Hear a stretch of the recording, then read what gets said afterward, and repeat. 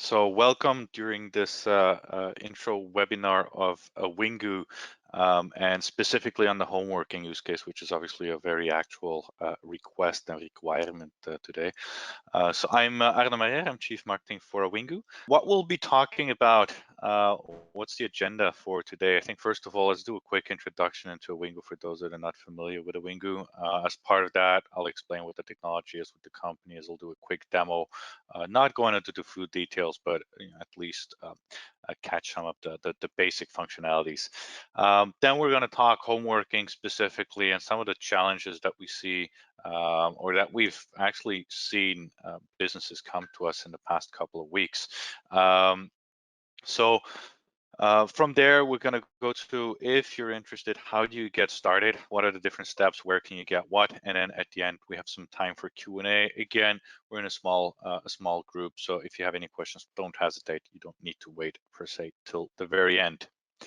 So about Awingu, let's start with a quick introduction on the company for those that might not be familiar with us. So we are a Belgian headquartered company. The headquarters is in Ghent, but we also have an office in the US, more specifically in New York. Customers, basically, we have around the globe. So in all continents, we have customers, and as you see on the slide, a bit scattered around different sizes from SMBs to enterprise and across all of the verticals as well.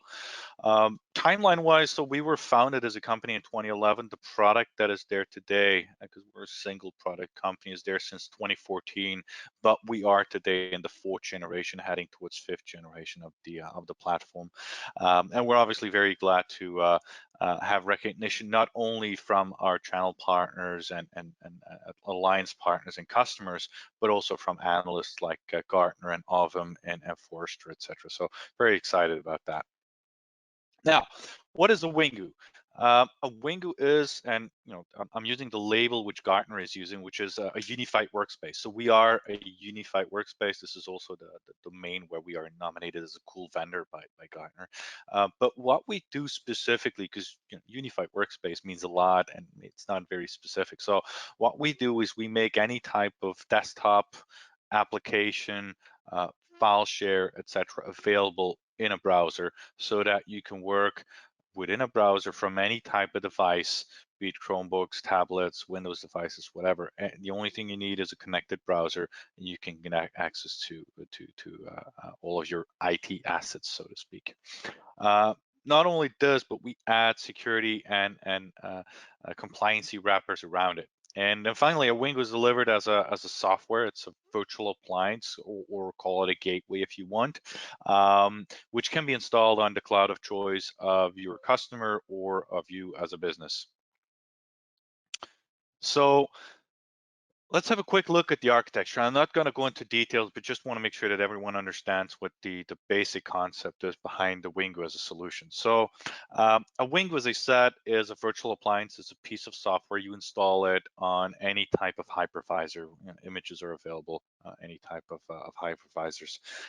And from there, you can connect it to classic backend environments. This is what most businesses have in place today. They'll have an Active Directory, they'll have a server-based computing environment with apps and or desktops or VDIs, and they'll have Office desktops as well. Increasingly, depending on the size of the company, they'll have internal web applications or intranets, they'll have SaaS applications, and they'll have file storage environments. So the right-hand side is what businesses have in place today, one way or another. And what Awingu does is, as I said, we're like a gateway. So you put that gateway in front of this existing backend environment, and it connects to the Active Directory. It connects to the server-based computing and the desktops through RDP, to the file storage through WebDAV and CIFS. We have a built-in reverse proxy for the intranet applications, etc. So we'll aggregate everything together and make it available through our proprietary HTML5 gateway in HTML5 and thus inside a browser, adding security and compliancy wrappers and adding collaboration capabilities. So the big benefit there is Awingu is a very simple addition to what businesses have in place today, and it enables remote working and I need to say specifically home working these days on any type of device, also unmanaged devices, yet in a secure and simple way to support. I will add specifically the Awingu gateway, as I'm showing it here, actually is very lightweight. It's a Linux-based virtual appliance. You install it on minimum one virtual machine. That virtual machine is up to 8 cores and 8 gigs of RAM, and for those specs, you can do 3 to 500 concurrent application sessions. Depends a little bit what those application sessions are, what applications they are, but as you see, the requirements in terms of infrastructure, they're very light. If you need more because you have more users or more demand, then it's stackable as an infrastructure, and you just add more VMs onto each other, and Awingu will load balance in between those. And so the Awingu gateway you can deploy on your cloud of choice. That can be your own data center, could be Azure, etc. You could imagine deploying the Awingu gateway on one data center and connecting to a data center with applications and desktops, or an office in a different location. That's possible. You just need to take care of the peer-to-peer connection in between. The second big benefit is that all communication between the gateway and the backend is standard protocols: LDAP, RDP, WebDAV, CIFS, web, etc. So the benefit from this is, once you install the gateway, if you want to update it, you need to update either components in the backend or a Awingu, you can do at separate speeds. You can imagine connecting a Awingu to a Windows Server 2008 environment or to Windows XP devices, etc. Not to say that this is the best practice, but you can do so because we build on the protocol level on RDP. So you can leverage all of this while still maintaining security levels. And I'll touch on that. And I'll touch on that when we're doing the end user demo. Which, let's run into this right now. Let's go. Let's go and demo. So what I'm going to do is, this is our public demo environment. If you go to our website, to awingu.com/try, you can get access to this as well. And so let me log in into the demo environment. Screen a bit more central. And in this case, my demo environment is set up to be used with MFA. This MFA is built in. This is a built-in feature in Awingu, and it works with either Google Authenticator or Microsoft Authenticator. So you can use time-based tokens or just one-time passwords. It's part of the package, it's part of what you get. If your company is using existing solutions for MFA, token-based or Azure MFA, etc., Duo Security, we can integrate with those as well. So that's no problem. The most important is, really, there's no excuse, especially today, not to use MFA to access your resources. I can't stress it enough, but there's nothing installed on my device. The only thing I need is a browser, right? Which all devices have these days. So you could even imagine working on your fridge if it has a connected, if it has connected browser, or a Tesla, which also has a browser. So any browser with connectivity is going to do the trick. As you see, I have access to my applications, I have access to my company file shares, and I have access to, the long list of applications here. So let's start and let's load a Windows desktop. In this case, this is a Windows Server environment, which I'm accessing to. But this could also be my Office desktop, by the way. I can also RDP into the desktop, which is powered on and running on my Office. Obviously, it's not just desktops, could also be applications like an ES400 legacy application. And if not this, it could also be Office applications or web applications, etc. So let me still launch Office as an application, and our demo platform is heavily used these days with a lot of customers launching trials, etc. And there we go. And so, as you can see, responsiveness is very very quick and very straightforward. And so any type of application, as long as we can connect into it through RDP, we can make it available in the browser. That's the essence. Now, imagine that your customer is doing Office 365, and maybe they have Teams as part of that. Personally, I'm a frequent Teams user as well, or not frequent. I use Teams all the time. So what you can do is you can just load Teams online. So with a true single sign-on, you load Teams in a second tap. Teams Online is actually, I would say, almost the equivalent of the Teams application, which runs on which can be installed on the PC or the Mac. So in this case, Teams is struggling a little bit because there's a lot of people using Teams these days. But this works very well actually to run all of your communications from a browser as well. Now, Awingu doesn't only provide access to full desktops, remote desktops, remote applications, etc. We've built some layers of value on top of that. And so just to highlight one, it's the display manager, which enables you to run on multiple screens. So I don't know for you, I have three physical screens connected to my laptop, so I can still use all monitors with Awingu by still leveraging only the browser. And that's pretty unique as a feature. Most other alternative solutions they will require to install components on your PC, which, especially as this is not a managed PC by your organization, is a pretty tough thing to do in security, in a secure mode. Let's go to the files and the file share. So as I said, Awingu can also access company file share, so Windows drives, SMB drives, whatever, using WebDAV or CIF. So you can see the documents which are here. You can open them as well. So let me just open this one, which is a Word document. And while this is opening, here it is. And obviously, when I save a document in the published application, it's going to become available in my shared drive, etc. So both are linked. And I can also just select the document. Imagine that this, for example, this is a large document. I can share this document from inside the Awingu environment. I can define if it's available for download or not, and if it's publicly available or just within my company domain, or maybe to very specific users. So if it's publicly available, anyone will be able to download the link which I just generated. So you can kind of like compare this to WeTransfer, which is a use case we all know, but the difference is that my data always sits within my own data center, whatever that data center is. It could be a public cloud, it could be a private cloud inside my office. Last thing that I wanted to still show is the dashboard view, which is this thing here. This obviously is an admin only view, but as an admin, you can see who's on this particular demo platform. That I only have access to one particular tenant of this environment as such.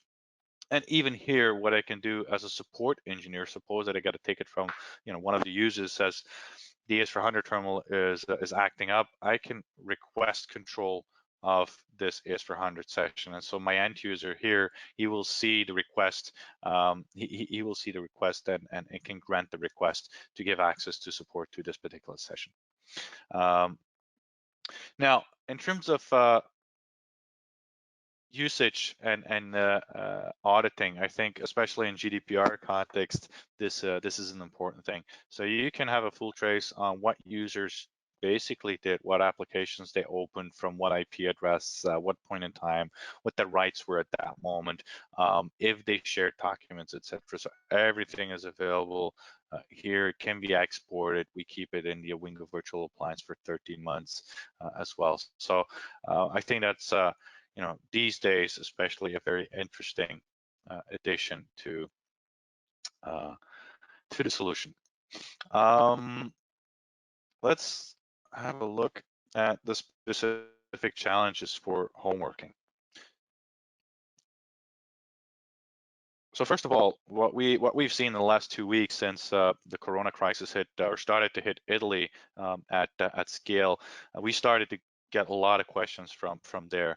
And what we saw was that not all users were equipped with a company laptop. Makes sense. Still, organizations want to keep productivity high, so they want to enable bring your own device scenarios. Secondly, maybe there's no server-based computing environment set up. Maybe they only have Office desktops. Thirdly, um, maybe they do have server-based computing, but they don't have secure access to the outside world. They're just using it securely within the company network.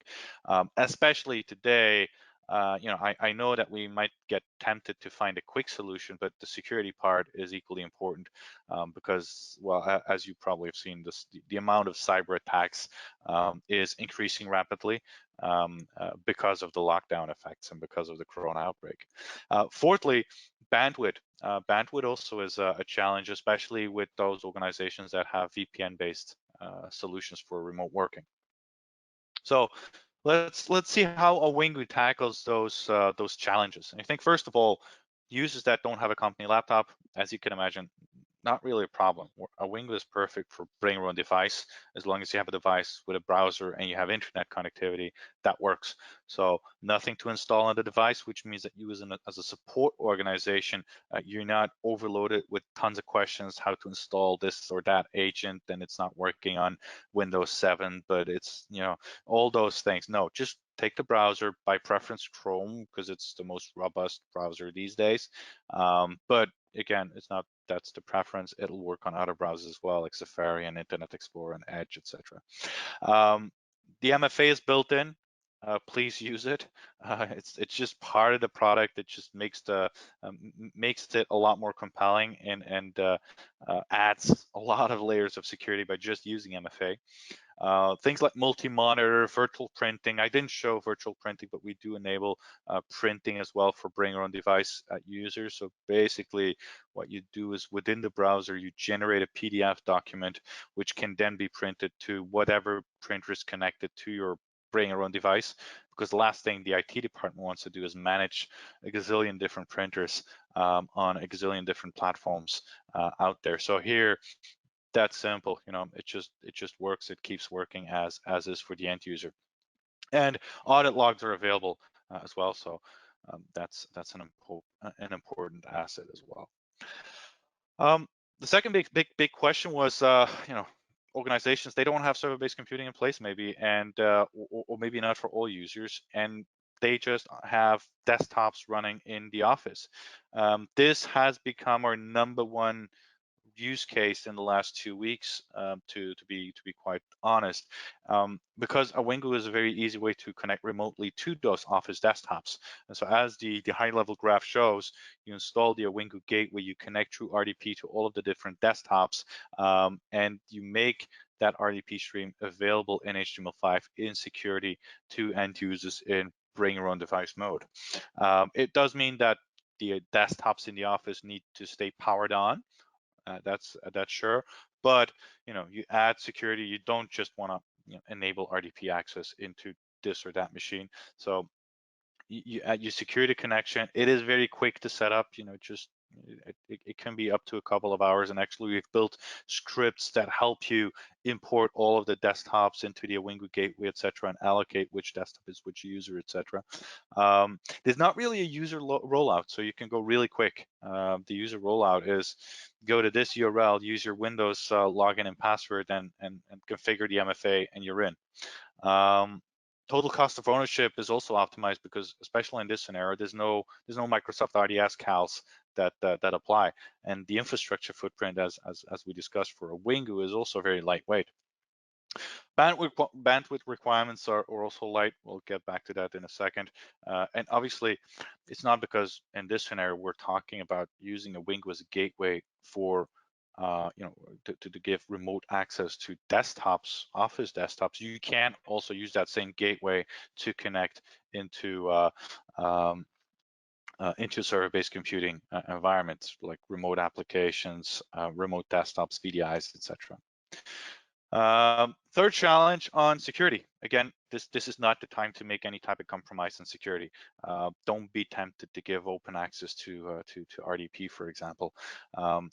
Part of Awingu MFA is built in, SSL is built in, usage auditing is part of the package. You only need port 443, so you also limit that parameter of attack.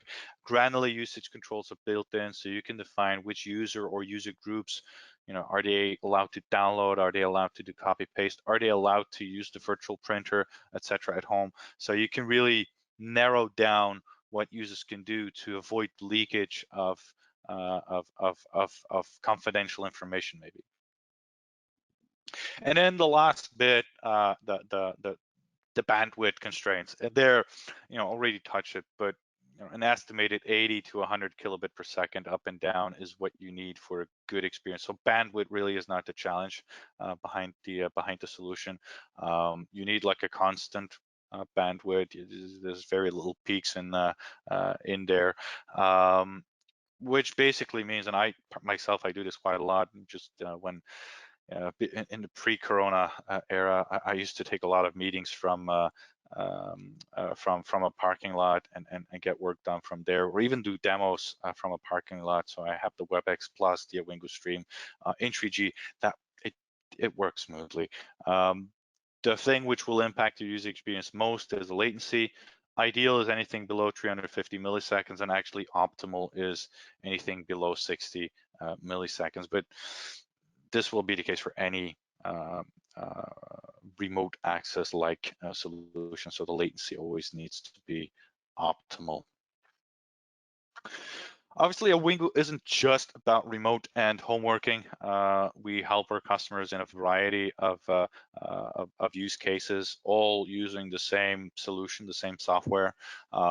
It's use cases like digital transformation, where organizations maybe have Office 365 in place, but they still have a bunch of legacy ERP solutions. Well, Awingu helps them nicely and smoothly blend them together in one interface, making it available securely on any type of device. But also cost reduction. Customers running in Citrix today, maybe doing XenApp or XenDesktop, Citrix Workspaces, just to name some examples, really help set up and come with a very easy solution, a very simple solution to set up and manage and use, and reap the financial benefits from it. Contractor access is a fourth use case, and secure data rooms are another use case. So obviously in this particular webinar, we focus on home working as a use case. Now, if this is of interest to you, if you think this this can be interesting for your organization, then how can you get up and running? Actually, it's pretty simple. You can deploy the Awingu Virtual Gateway and connect them through your existing desktops or server-based computing. Just go to awingu.com/try. On that website, you can get access. You can sign up for a free technical pilot. You get access to download the appliance. The appliance is built in with 2 users that you can use for technical trial purposes for a temporary period of 2 months.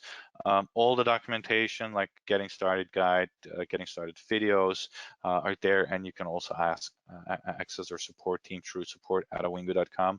So if you go to awingu.com/try, you can get up and running. Some organizations, they're ready in 90 minutes.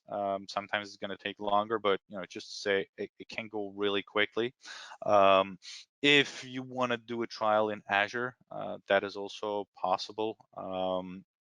Or there's a different route, I would say, to pilot. And then as in the Azure Marketplace, we have a Awingu all-in-one available there. You can just install basically install the appliance, but Awingu is also going to roll out the backend machines. That said, I think today the biggest ask we have is to put Awingu in place in existing environments, and so this can facilitate that. Once the environment is technically up and running, you need to upload your license key. The licenses can be acquired through our channel partners, and in some countries direct as well. So if you've got any questions, don't feel free to reach out through awingu.com/contact. And then the last thing is roll out to your end users, which is really simple, because it's what's the URL they need to access. Typically, it'll just use their existing Windows credentials, and they need to configure the MFA. Hopefully, you will use the MFA. It's not you can use Awingu without the MFA, but in the assumption that you use MFA, just configure the MFA, put the code in, and you're up and running. So in short, the user rollout is fairly quickly, fairly smoothly as well. So that can be a couple of minutes. So in short, getting up and running with Awingu in an existing environment, helping them with a home working solution can be very quick to do.